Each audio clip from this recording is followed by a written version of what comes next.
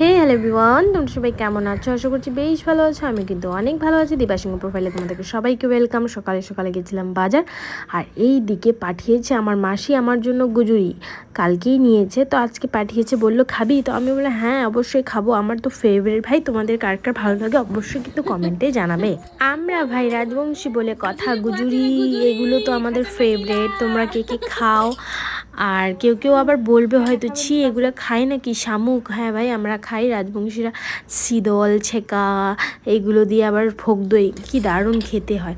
সব কিছু আমি কষিয়ে নিচ্ছি, তারপর এখানে দিয়ে দিব গুজুরিগুলো, একদম সেদ্ধ করে খোসা টোসা ছাড়িয়ে কেটে নিয়েছে।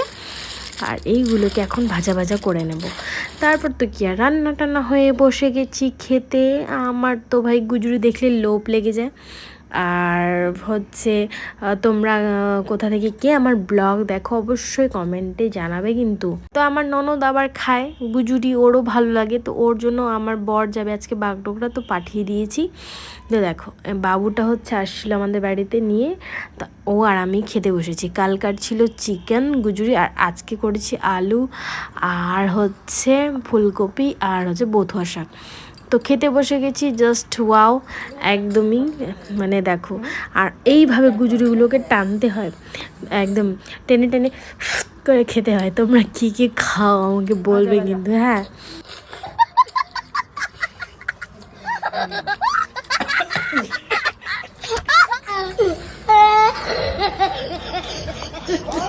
তো নননগুলো চলে আসছে গুজুরি খেতে, মানে গুজুরির তরকারিটা দেখলেই মানে লোভ লেগে যায় ভাই।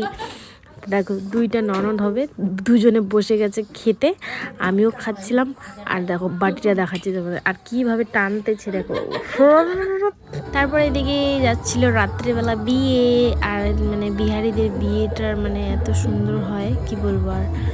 তো চলো আজকের মতো এতটাই, সবাইকে টাটা বাই, গুড নাইট, ভালো থেকো সুস্থ থেকো।